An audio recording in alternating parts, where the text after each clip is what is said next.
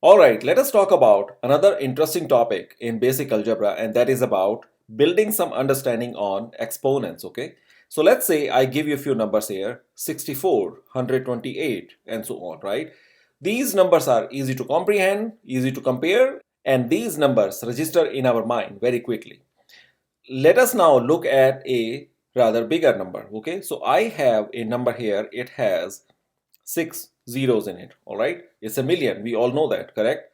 Still easy to comprehend, easy to register, right?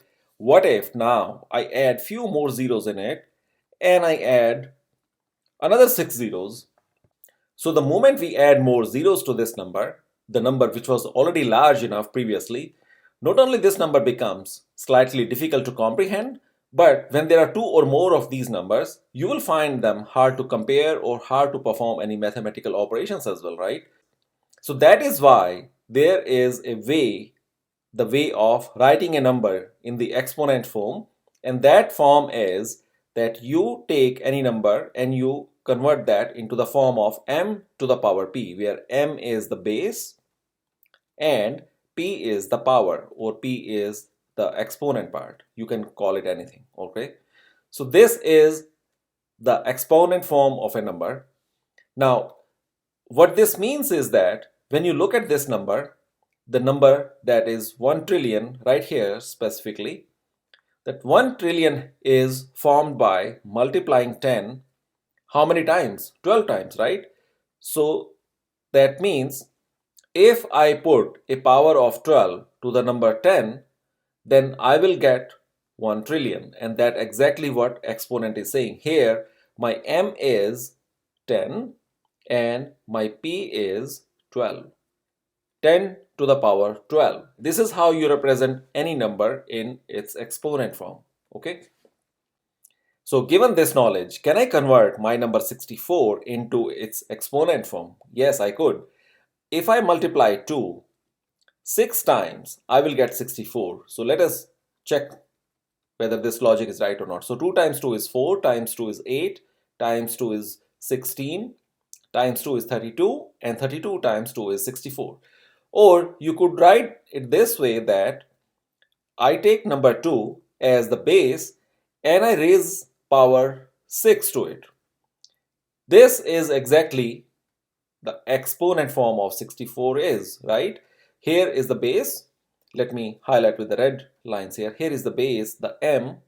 This m is 2 and the power is 6.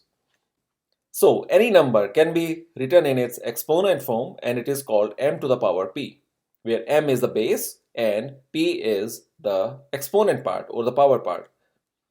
And the way we read these numbers is m raised to the power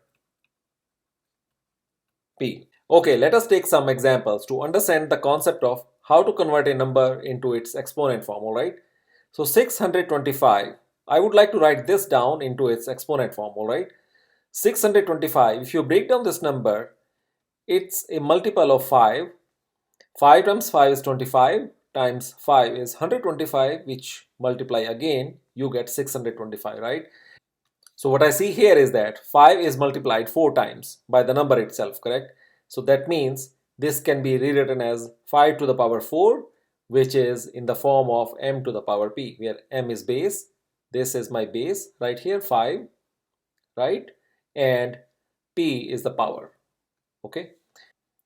How about another simple number? Simply 10,000. So 10,000 is 10 times 10 times 10, and it is 4 times. So when you multiply 10 4 times by the number itself, you get 10,000. Simple. There are 4 zeros here, and that's what you are doing here, multiplying 10 4 times. Or in other words, you can simply write that 10 to the power 4 is same thing as 10,000.